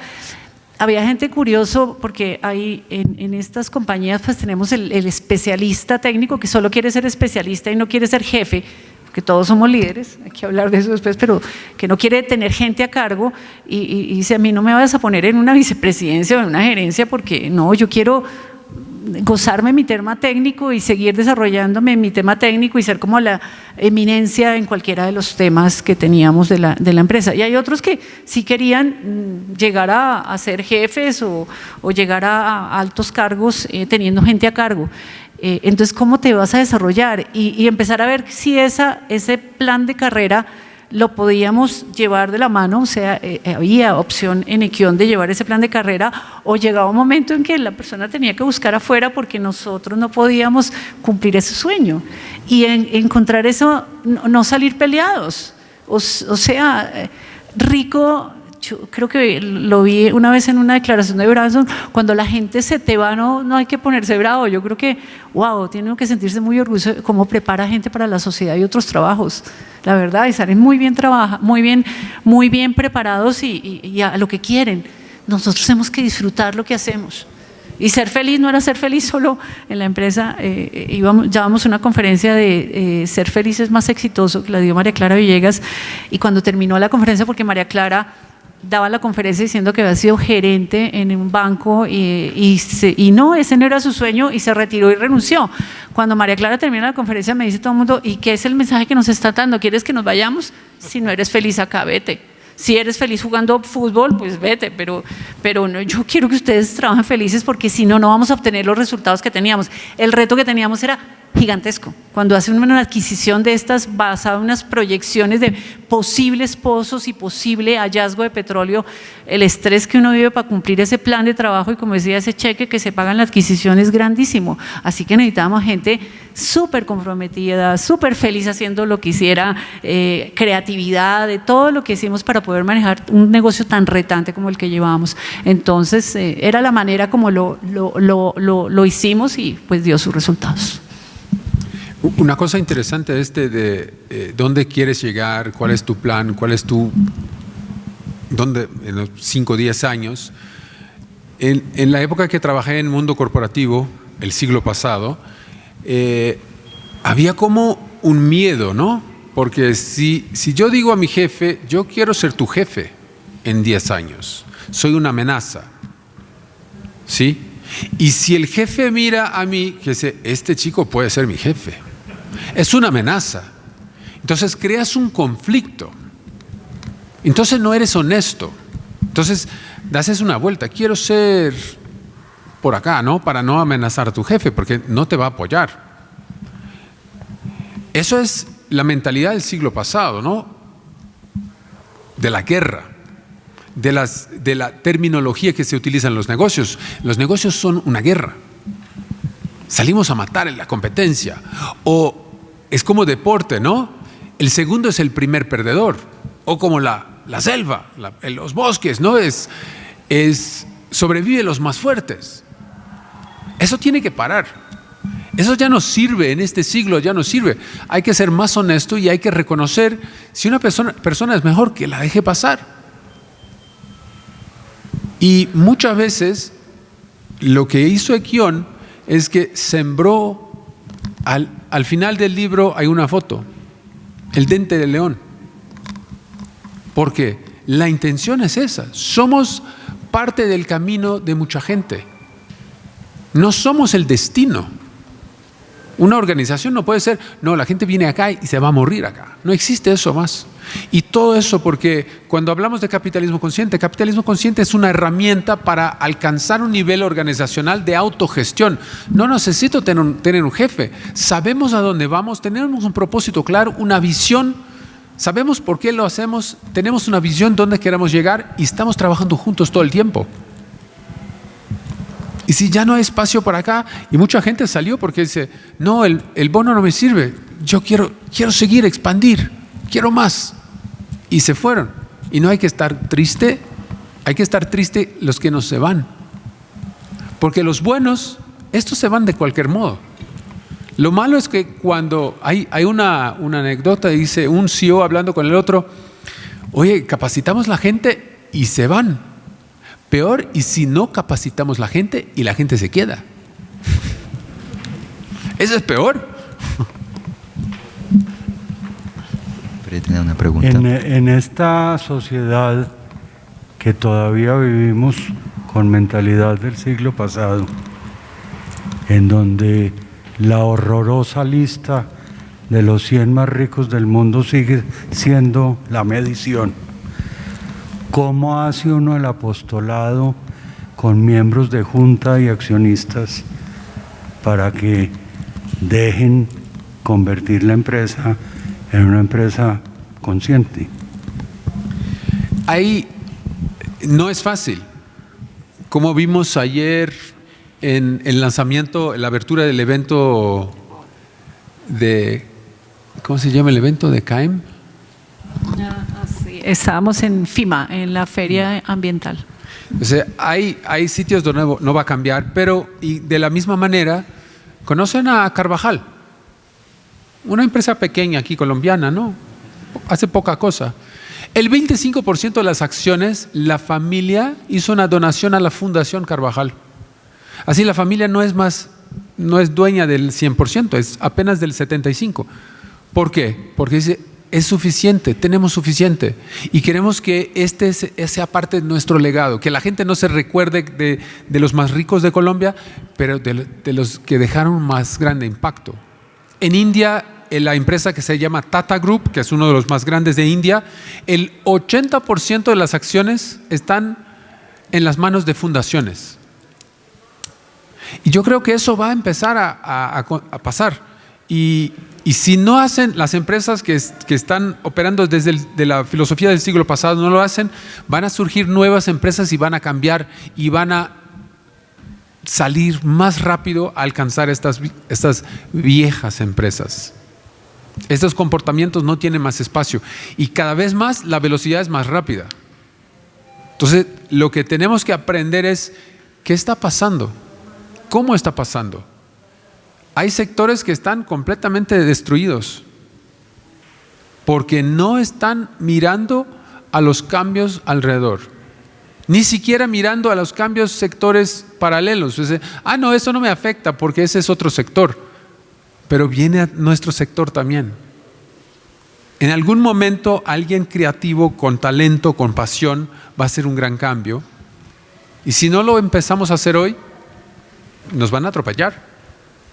Muy fácil. Y es interesante esta pregunta, ¿qué hacemos con las juntas directivas? De mi punto de vista, tengo capacitaciones de consultores, de líderes, y ahora empezamos con capacitación para juntas directivas. Porque hay que comprender cómo se hace una toma de decisión con base a propósito, con base a grupos de interés, con base a un espacio más amplio de impacto, no apenas el resultado financiero. Pero tú tienes razón, no es fácil. No es fácil y yo lo viví y contaba la historia. Hoy en día yo creo que hay mucho más exigencias del exterior en términos de certificaciones para cumplir, por decir sostenibilidad. Inclusive BlackRock, el fondo más grande de Estados Unidos, creo que tiene del mundo 8 trillones de dólares, exige temas inclusive equidad de género, sostenibilidad para manejar los fondos de las compañías. Entonces fíjate que ya hay ejemplos en el mundo que van migrando mucho más a eso. Ahora, por supuesto, siempre el accionista pone dinero, empresario, emprendedor, primero, y al último que le llega el resultado de ese dinero es ese mismo accionista, siendo el mismo stakeholder, ¿no? Hay que también saber que estas juntas o estos accionistas pues también merecen que los atendamos como stakeholder y darles sus resultados de puso plata, riesgo y demás y cómo vamos. Y eso tampoco se alejó en Equión. En Equión, por supuesto, afortunadamente trabajamos duro, nos dábamos dividendos, buenos dividendos, buena plata, buenos resultados, y a veces era difícil para mí llevar temas de sostenibilidad o temas de gestión humana, porque era más importante ver todos los problemas técnicos y que teníamos todo ese estrés que ponerle atención a la presidenta en los temas si Grepe estuvo el FIBE malo o cosas de ese estilo. Pero al final del año 8 me acuerdo, o en el año 7, en 2000, eso te da 2018, 17, bueno, cumplíamos las metas, pero poníamos metas y las cumplíamos por un 20% por encima, producción, evita, todo. Entonces la Junta tenía que calificarnos y cuando nos calificaban muy bien, pues el bono variable también era muy bueno, de compensación variable. Entonces, para el año 18 y 19, yo me acuerdo que la Junta me dijo, ustedes nos presentan aquí indicadores acolchonados, los robados del pobre, ¿no? Y entonces vamos a poner nosotros los indicadores porque siempre los están cumpliendo. Pusieron los indicadores y ese año los cumplimos aún mejor de lo que lo puso la Junta. Y ese año me acuerdo mi Junta, en pleno, dándonos las felicitaciones de los súper resultados que habíamos dado, me dice, ¿y cómo lo haces? Le dije, gracias por preguntarme después de tantos años cómo lo hacemos con la gente. Y empezábamos a hablar de todo, de por qué había sido importante la evolución del Great Place to Work, porque había sido importante la evolución de todo lo que contamos en el libro, el modelo cultura, de los premios de sostenibilidad que nos ganaba. Todo eso nos había enorgullecido de trabajar allá y trabajamos felices, dando resultados y sacando mucho el talento de las personas. Yo a veces veía, por ejemplo, personas que no rendían en un área, entonces a veces me llegaban, no cumple, nos va a tocar sacarlo, no sé qué. Yo retaba a la gente y decía, ¿no será que nosotros tenemos a la persona mal ubicada? Y pasó en que la movíamos de área y brillaba. Tenemos una responsabilidad de dónde ponemos a la gente a brillar y más bien sacar lo mejor de todos. Por allí tienen otra pregunta. Sí, pues una pregunta y medio comentario. Bueno, mi nombre es Andrés, soy ingeniero civil, igual que Tomás. Trabajo para una empresa muy grande de ingeniería. Con un estilo de liderazgo más bien rojo. Lo que pasa es que también muchas veces se habla de mucha retórica y estos temas pues es muy tentador volverlos como de moda, como la sostenibilidad fue en su momento, pero que son declaratorias a veces como un poquito vacías o incoherentes. ¿Qué hacer en esas organizaciones? Organizaciones rojas que declaran tener o estar migrando como un liderazgo consciente, pero que no hay realmente rastro de eso. ¿Qué hacer en esos casos? No se engaña mucha gente por mucho tiempo. Se puede engañar mucha gente por poco tiempo o poca gente por mucho tiempo, ¿no? Ese es el normal. Cuando eso sale, y les comento un caso de Brasil, Carrefour, que es el competencia de éxito acá, es francés, un minorista, supermercado enorme, está en la Bolsa de Valores de Estados Unidos como una empresa ESG, una empresa sostenible que hace parte de un índice importante donde las personas quieren invertir en el futuro. En 2019 había un perrito que caminaba por el parqueador del supermercado y siempre estuve ahí 3 meses. Y un día entró en el mercado y mataron al perro.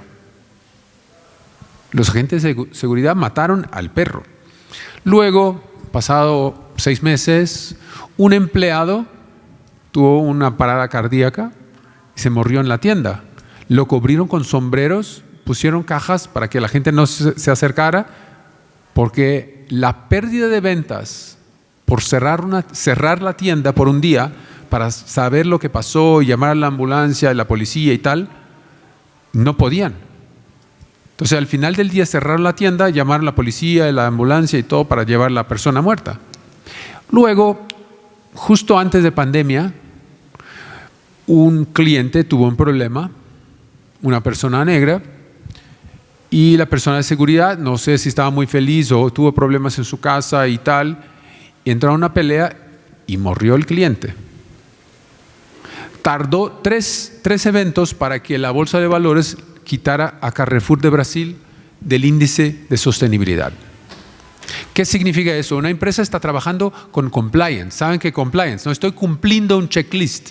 La directoría tiene un departamento en separado para asegúrate que estos checklists están cumplidos, pero en la base eran apenas recursos humanos.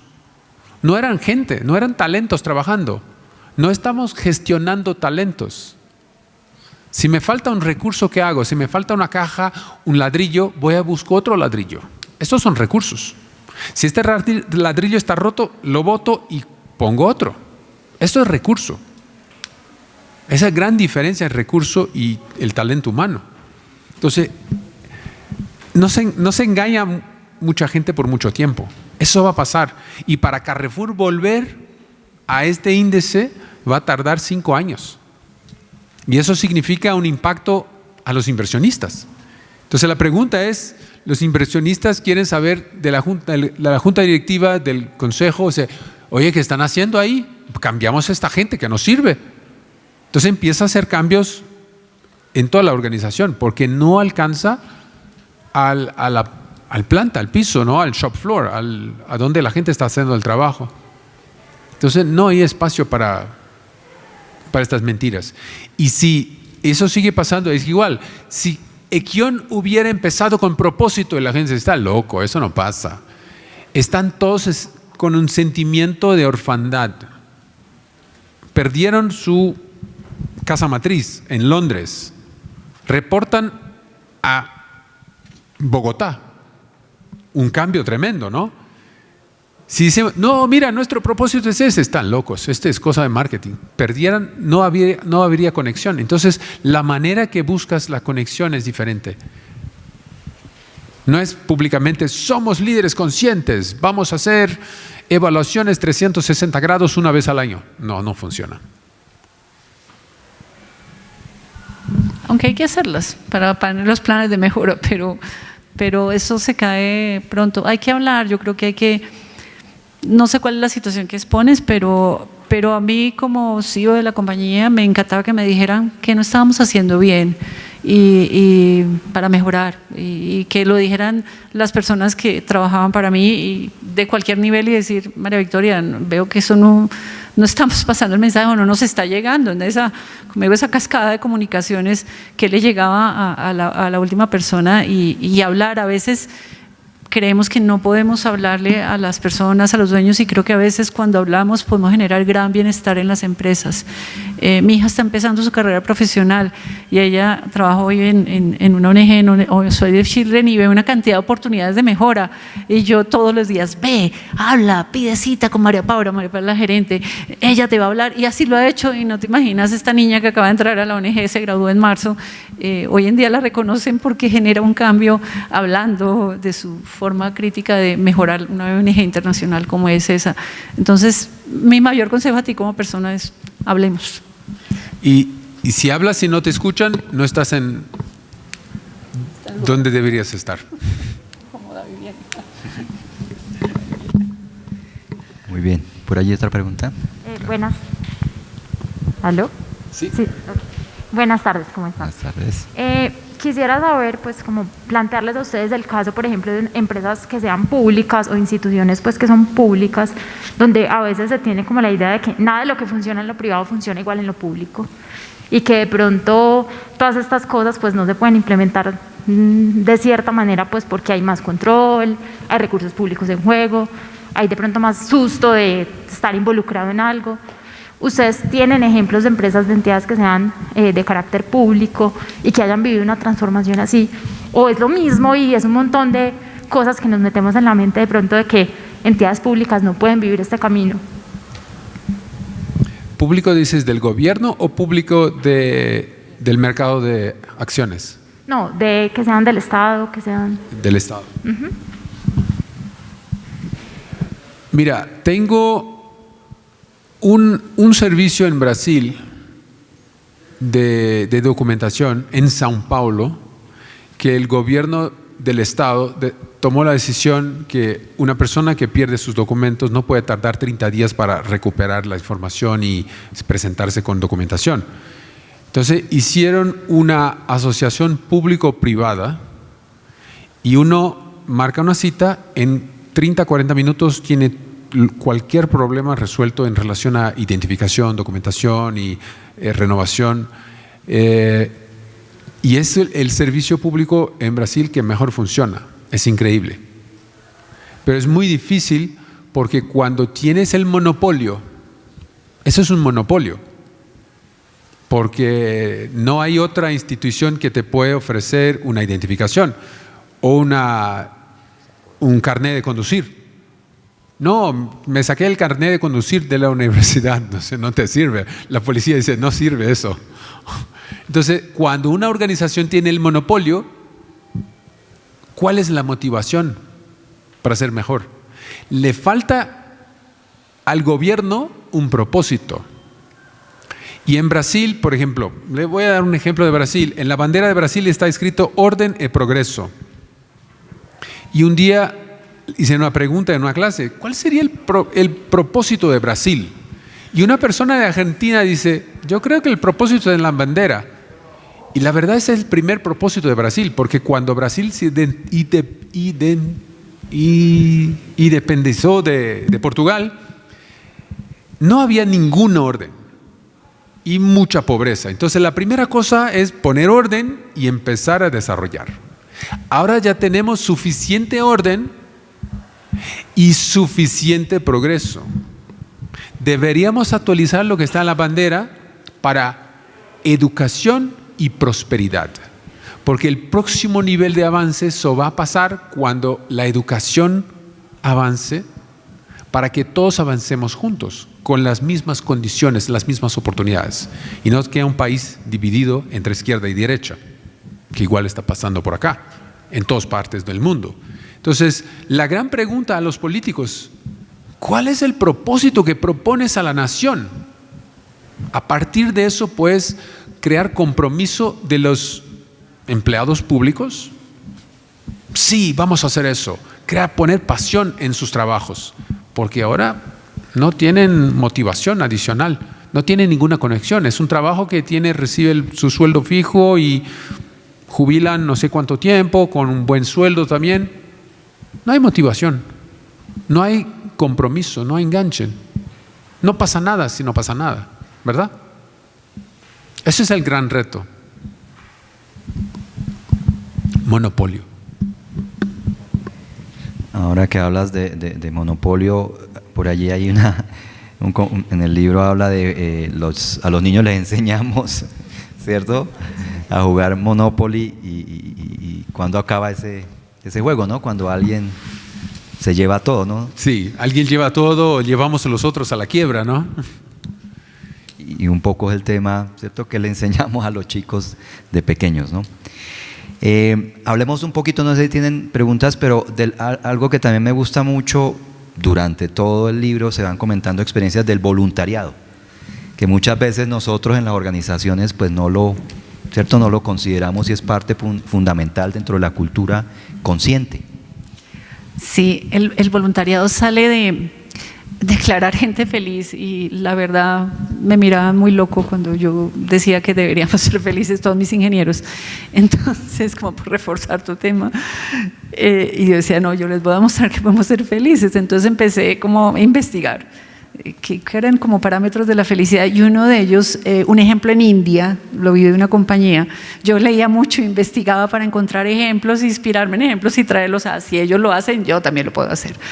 Y encontré una empresa en India donde la manera de inspirar a sus empleados fue haciendo voluntariado, y encontré la forma de que cuando uno entrega, quien más recibe es uno, y se integra la comunidad del equipo, de integrantes del equipo, a través del dar, y eso nos hace felices. Esa era la conclusión del paper o lo que leí de una compañía en India. Entonces, cuando declaramos ser gente feliz, le pedía a Gestión Humana, en ese momento Recursos Humanos, que montara el programa de voluntariado.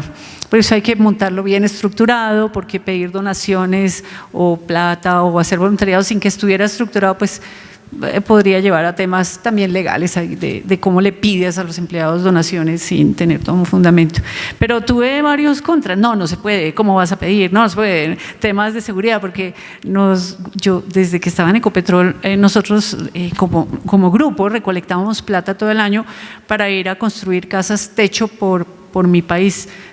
No sé si lo conocen, pero pues se construyen, que eso es una forma de construcción que viene de Chile, pero son casas prefabricadas y saca uno la gente de pobreza absoluta que vive en cambuche, o sea, en plásticos o tejas, y les construye en ese sitio una casa prefabricada con espacios separados. Y bueno, entonces recolectábamos plata, y todos los años yo me iba a Ciudad Bolívar en Bogotá o por allá arriba de esos barrios a construir casa.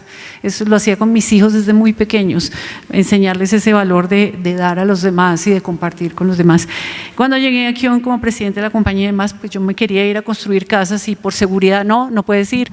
no puedes ir a Ciudad Bolívar, bueno, todo lo que implica todo el tema, le dije, bueno, pues yo soy Vicky, soy la misma, yo no cambié, no, es que usted hoy en día es la presidenta y no puede ir, le dije, bueno, está bien, entonces el día que voy a construir las casas soy Vicky, no soy presidente de la compañía y me voy con ustedes o con ustedes o sin ustedes, escojan, pero yo me voy a construir las casas.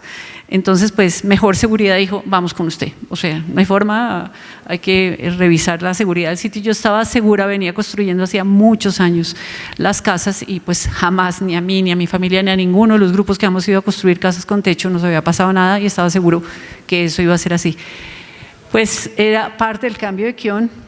Hay una fundación que era un sueño de esos papelitos que le digo los sueños, era el sueño de uno de los ingenieros de Jaime Gómez de crear una fundación que se llama hoy en día es Pedalazos que Construyen y es a través de ciclopaseos como maratones en bicicleta donde pues pagan la inscripción, hay donaciones de las empresas y demás. Nos unimos a través del deporte, entrenábamos juntos, hacíamos el ciclopaseo, recaudábamos plata en general de la industria petrolera en la fundación y hoy en día la fundación lleva 170 casas construidas en los barrios de Bogotá. Entonces eso nos unió muchísimo, se creó la Fundación Pedalazos, hicimos todo esto, hicimos programas de voluntariado para pintar escuelas, tanto en Casanare como en Bogotá, el tema de donar pelo para las pelucas, entonces ese día fueron los peluqueros y nos cortaron el pelo, sobre todo las mujeres que lo teníamos largo, entonces eso fue muy bonito porque nuestros compañeros nos acompañaban como quedaste linda con el pelo súper corto porque habías donado el pelo y mal cortado además en ese momento. Y así nos unimos en una forma de dar muy, muy, muy bonita de voluntariado. Se estructuró el programa muy bien con un consultor, bien hecho en un procedimiento y empezamos a manejar un programa voluntariado y lo que yo había leído en el caso de negocio de esta empresa en India se dio 100%. Por supuesto que nos uníamos alrededor del dar y el dar nos hacía felices. Yo creo que, una pregunta, ¿quién aquí hace trabajo voluntario o ya hizo trabajo voluntario? Gracias. Es una experiencia única, es una experiencia así que recibimos mucho más valor. Yo siempre hablo de dividendos, ¿no? Estamos acostumbrados a mirar dividendos financieros. Esta empresa genera más dividendo financiero, pero nos olvida que podemos generar dividendo emocional, dividendo de conocimiento, dividendo de tecnología, dividendo social, dividendo ambiental. Dividendo es un exceso de algo, excede algo que está por break-even, ¿no? Por más allá, entonces no queda negativo, queda positivo. Entonces podemos generar saldos positivos en muchas dimensiones. Y el trabajo voluntario nos permite generar recibir un saldo positivo de algo que no nos esperamos. Estamos trabajando y recibimos. Y lo más interesante es que cada vez más gente en el mundo hace más trabajo voluntario. Y las estadísticas de las Naciones Unidas dicen que son 140 millones de voluntarios voluntarios al año. Es mucha gente. Podría ser el 9º país más populoso del mundo. Es mucha gente. ¿Por qué? Porque buscan sentido en el trabajo. Si el trabajo no me hace sentido, voy a buscar algo que me hace sentido, que me llena el corazón, que me genera dividendos emocionales, no apenas el salario, el pago mensual. Entonces eso es importante. Un trabajo cuando una organización muchas organizaciones de Estados Unidos tienen estructurado trabajos voluntarios. Una vez al mes cada uno puede salir un día. Entonces se organizan para que una institución siempre tenga a alguien, representante de la empresa, les apoyando, contribuyendo con una acción social, una acción de emprendimiento, lo que sea. Entonces eso es muy importante. Es la oportunidad que la empresa ofrece a sus empleados, a sus equipos, de hacer una contribución más allá de apenas el trabajo a diario. Muy bien. ¿Alguna otra pregunta? Por allá atrás.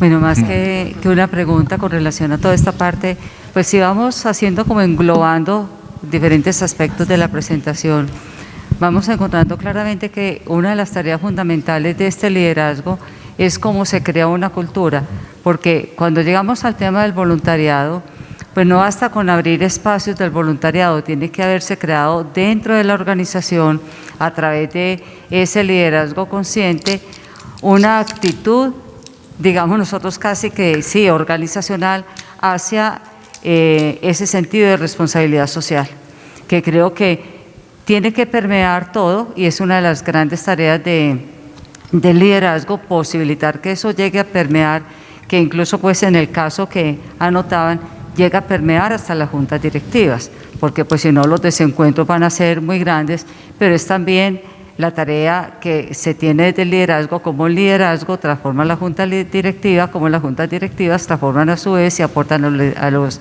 liderazgos de la organización. O sea que nos va dando como un panorama muy completo de todas las acciones que empiezan a estar, digamos, entroncadas o más bien desprendiéndose del ejercicio de un liderazgo consciente que tiene esa contextualización del humano, de mi persona, la persona de los otros, para poder llegar a obtener unos propósitos institucionales unidos a los personales y lógicamente unos propósitos sociales que al fin y al cabo son los que van a ser más importantes. Para darle fuerza a una cultura es muy importante tener rituales de celebración, de reconocimiento, y el reconocimiento tiene que ser público. Si por ejemplo Carlos hace algo muy importante, muy bacano, de alto impacto, y le doy un bono financiero, no puede compartir. No va a compartir cuánto ganó porque puede causar un problema, lo que sea. Pero si le ofrecemos una experiencia emocional que los demás van a reconocer, wow, Carlos consiguió eso. Hay una empresa en Estados Unidos que una vez al trimestre ofrece, los empleados eligen la mejor contribución del trimestre. No son los jefes, son los pares. La mejor idea. Y este chico, este señor o esta señora recibe, es una empresa industrial, muchos hombres, ¿no? En trabajo más pesado, entonces hay mucho más hombres que mujeres también. Recibe un carro descapotable amarillo y son pueblos de 50, 100, 200 mil habitantes. Entonces cuando maneja un carro descapotable amarillo, todos saben, ¿qué carro es este? ¿Quién está manejando? Ah, es José, es Antonio. Y todos saben que es la persona que hizo la mejor contribución del trimestre. Entonces es un reconocimiento social. No es un dinero y ese se queda en la historia. Hace parte de las leyendas de la empresa. Entonces, ¿qué pasa? Ay, que Carlos sale manejando el carro todo el trimestre, una semana. Yo nunca gano eso. O yo participo o automáticamente empiezo a excluirme del grupo y bueno, quizás mejor no esté aquí. Entonces, este proceso de darle fuerza a la cultura es un proceso de crear rituales para celebrar y celebrar públicamente. No puede ser una celebración privada, pues hasta incluir el dinero. Es más fácil depositarle un crédito en dinero en la cuenta que promocionar, hacer una votación, explicar los proyectos, las ideas, que da mucho más trabajo a la organización. Pero tiene un efecto de largo plazo muchísimo más fuerte. Entonces, esa es la fuerza de cómo, ese es el camino de cómo darle más fuerza a la cultura. Y Equión tenía muchos rituales, muchísimos rituales. Sí, muchos rituales, como digo, los se encuentra en el libro.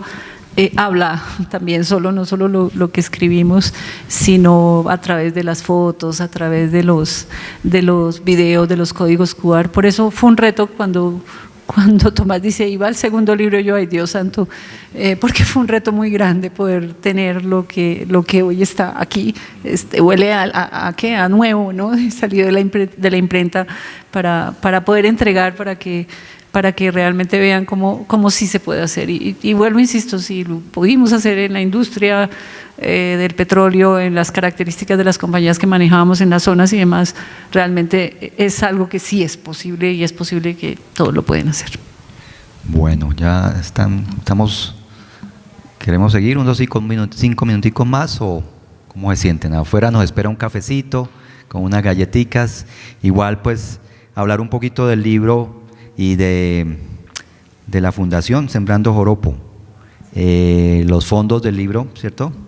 están dirigidos allí y cómo es esto, pues también de tomar la decisión. Entendemos que pues el libro no tiene una editorial atrás, ¿cierto?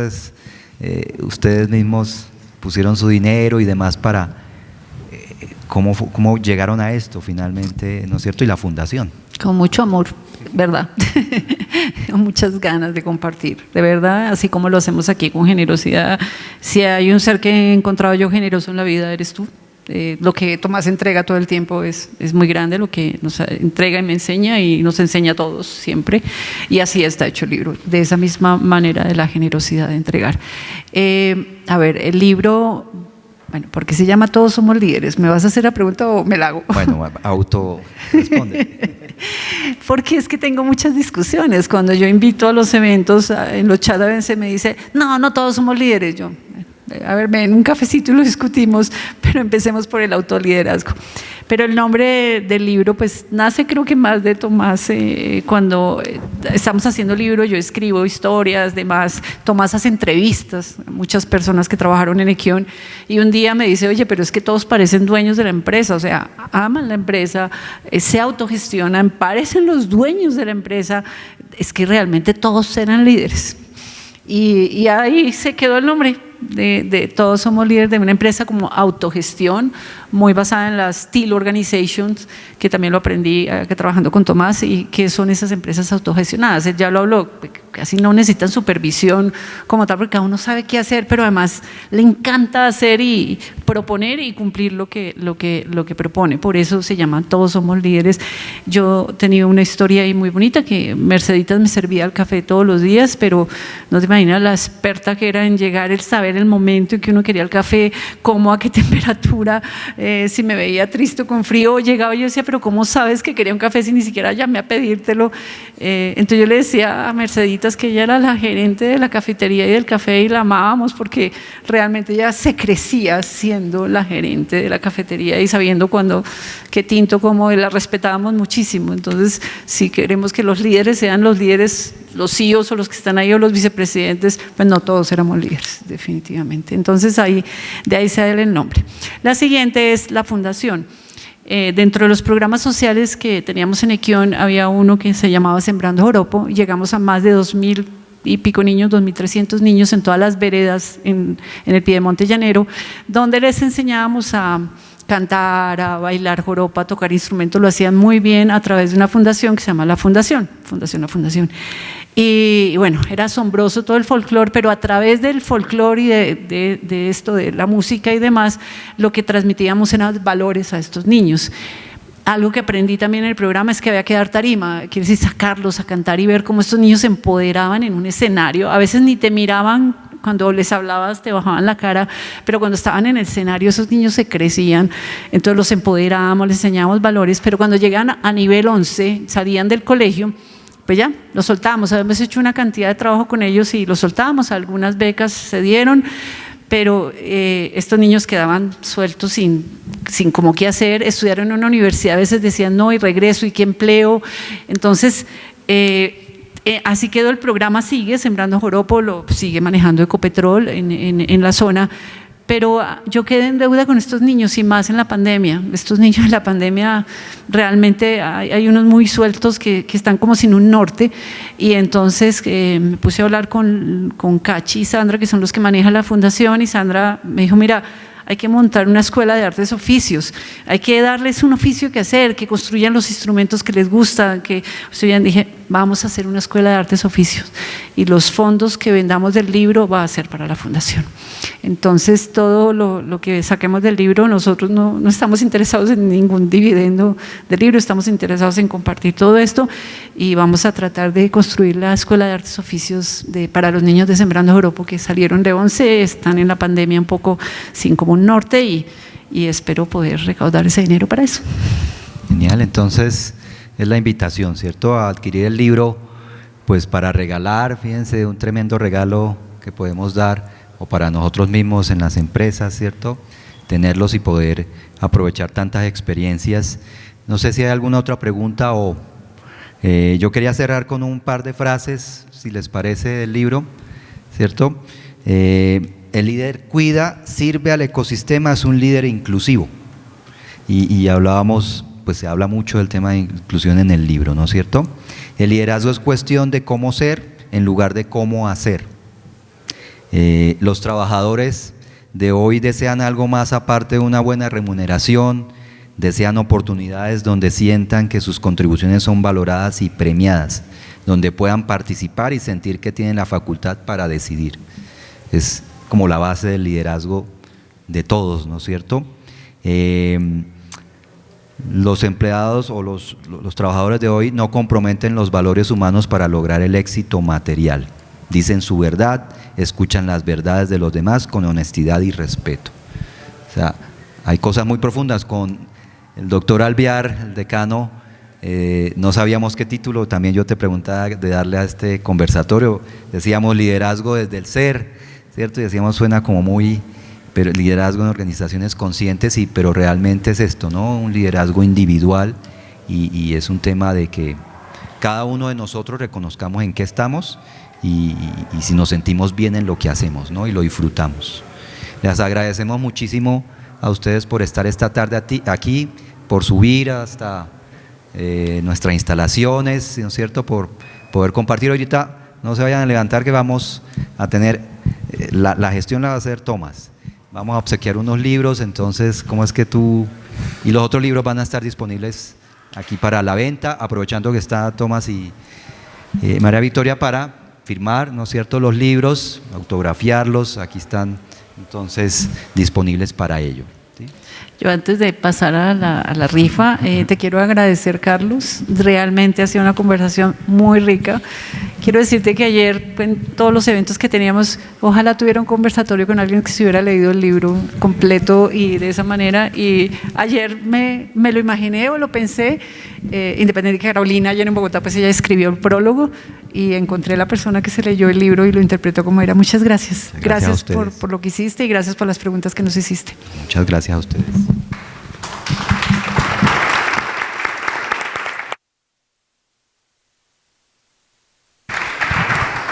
Hago las palabras de Vicky mías también. Gracias, Carlos. Es algo muy importante para nosotros compartir de esta manera del libro, de la lectura, de la profundización que hiciste.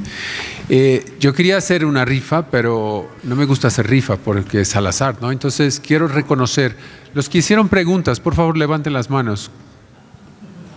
Por favor, vengan adelante que van a ganar un libro.